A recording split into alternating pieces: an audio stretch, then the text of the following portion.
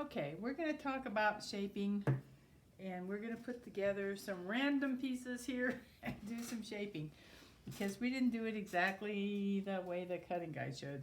So this is pieces 1, 2, and 3, and I showed you those already. I'm going to show you how I shaped them. There's like little gray spaces here on the clouds, and I shaped those forward or backward, and then I'm going to turn it over, and where I shaped them backwards I'm going to push them back out, and then I'm going to take a smaller stylus and I'm going to run it around the edge, and I'm going to do this on all 3 clouds, but I'm only going to do 1 cloud for you. So we're going to run this around the edge so we get it to curve backwards a little bit. And what's going to happen is when I do this, it's going to create a line on the front where it curves backwards. So you can see, I don't know if you can see that. Can you see that line? Can you see that? Okay, so now what I'm going to do is I'm going to take my bigger ball and I'm going to go and run it around the edge again. And I'm going to look where my little curved sections were, and I'm going to shape those out a little bit. So if I run my big stylus around that edge again, it helps to get rid of the line on the front, but it still leaves the edge.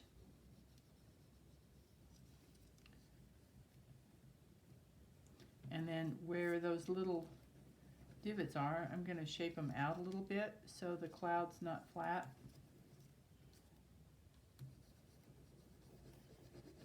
Because what I want it to do is I want it to stay lineal.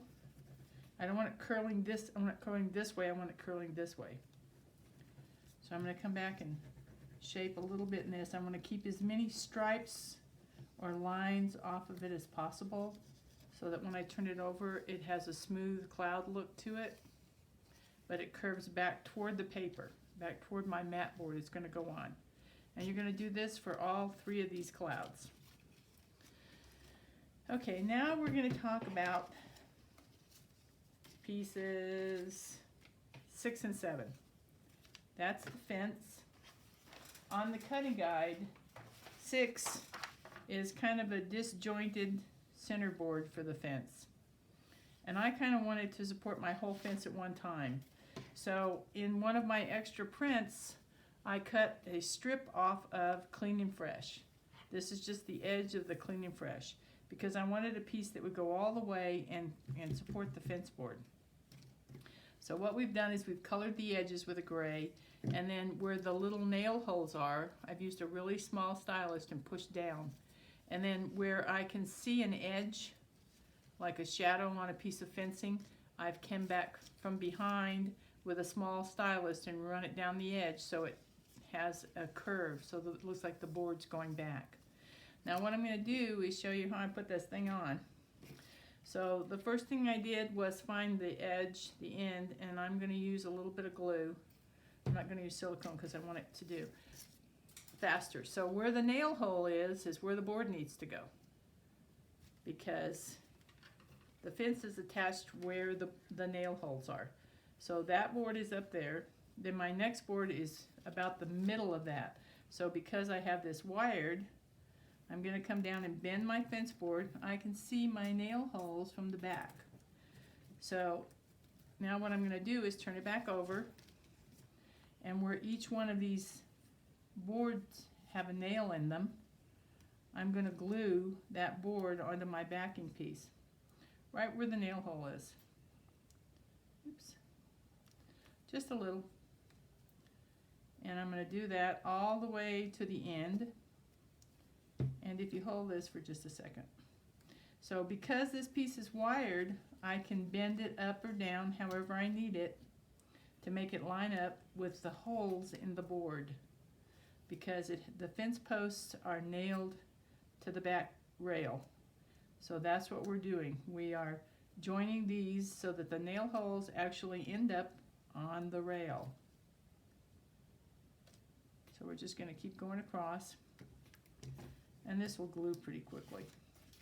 So as we go across, we can manipulate our backboard by bending the wire so that it actually shows up where the nail holes are. So if you need it to be a little higher, you can bend it up and then bend it down and then bend it up again. This fence was made with love by somebody 30 years ago. So it's seen better days, but it's still standing, so we're going to keep it in good shape. This is probably Grandpa's fence.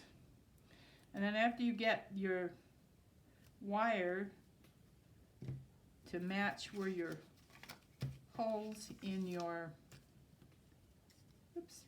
fence are, then you can come back, and where there's big sections like this where there are no nail holes, you can just put a little bit of glue under here and push it down. Because our goal is to support the whole fence board with this piece of wire, so that later we can put some foam core back here to push it away from our piece of mat board. Now I need to bring my rail board back down a little bit so it matches my fence posts. So I'm missing one right there.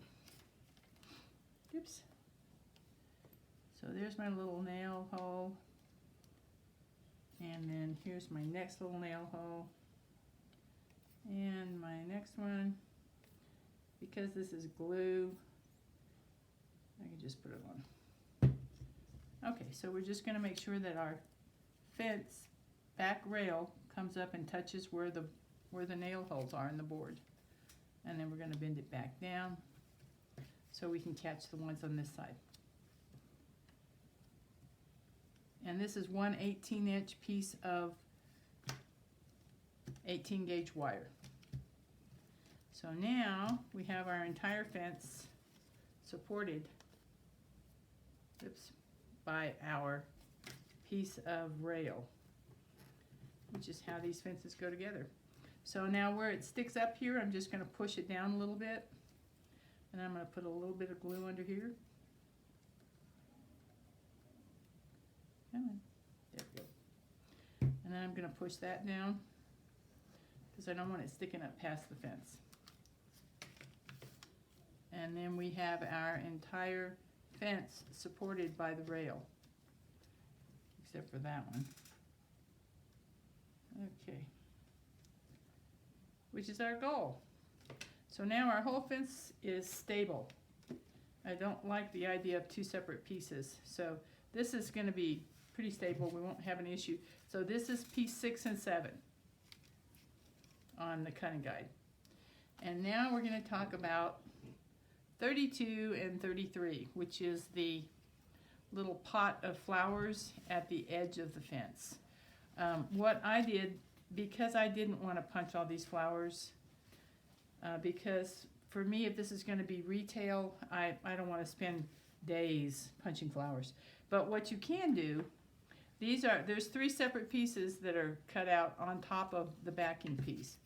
So this is my base, and then I took another one of these and just cut some little chunky pieces out, shape those, and lay them on top. And it gives you a representation of flowers without having to punch them. But if you like punching but you don't want to punch all of them, you can do this and then do random. Maybe do 3 here, and 4 here of just a 4 punch, maybe like this little guy, this little mini punch. And you could just doppel them around on top. So you get a little bit of a punch effect without having to punch the whole basket full of flowers. So we have tons of these. So it's not, you have 7 prints, you only have 1 base, and the rest you can use to do whatever you want to do it with. Okay, so that's 32 and 33. So like if you want to see, like if we have one here that's punched out, so like if you put 3 or 4 of those there and 3 or 4 here and 3 or 4 here, then you could punch maybe 10 or 12 flowers versus 50, and it would give you the effect of punch flowers without having to punch all of them. Or you can punch all of them. It's your print. Me, I'm going to do this. Okay, so that's 32 and 33. Now we're going to talk about this. This is technically 20 and 21 and 21B on the cutting guide. So this is 21A and B on the cutting guide. The cutting guide cuts out one whole piece like this, then it cuts another piece like this, and then it cuts another piece like this. And you are free to do that if that's what you want to do. Okay, for us, we cut 2 of these. Then we cut a slit where this piece is. Oops, sorry. And the rest of this is shaped so that it looks like it's blowing in the wind.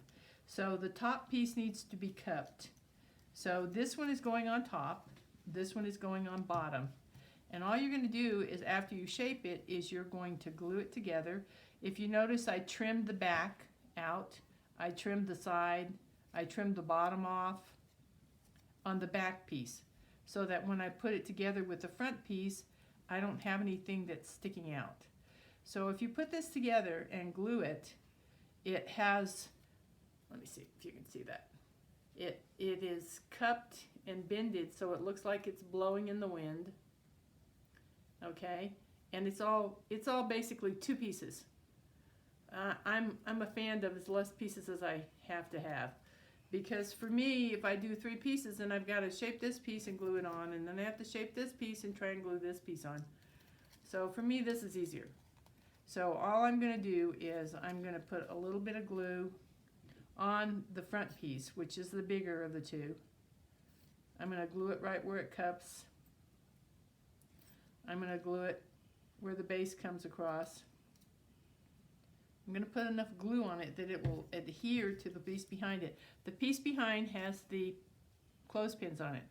And then I'm going to put this thing together and match my edges and slide it around till I get it so that my little tab piece fits. So then all I'm going to do with this is put a little bit of glue right on this edge. Too much glue. A little bit of glue right on the edge.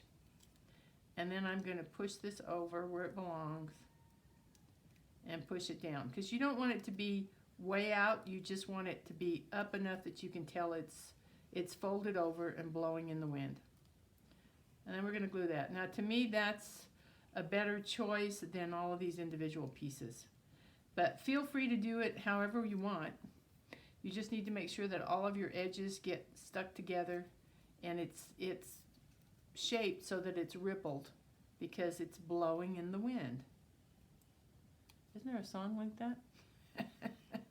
So we're just going to do that and put a little glue on the edge so that it sticks. Okay, so now we have a piece that looks like it's blowing in the wind. Okay, that's all we're going to go over for this video, and we'll pull out some more individual pieces that we think you may need help with. And you can leave the clothespins attached to this stuff, because I bought everybody wooden clothespins that you can clip on or not clip on. It's up to you. I don't care. You have your clothesline? I'll show you what it looks like. It takes 24 clothespins to do the clothesline. For me, they're a little bit large, but I would much prefer to see this than that. But it's up to you. You can do whatever you want. But I have a gazillion clothespins. I bought several hundred of them. So you can put the wooden clothespins on your clothesline if you would like, or you can keep the little yellow tabs. Your choice. Okay, and then all we're going to do with this guy is we're just going to glue him onto our base piece here. And we will trim whatever we need to trim off the base piece to make sure that it fits and there's no double imaging. And then he will look like he's blowing in the wind. Okay, we'll be back in a little.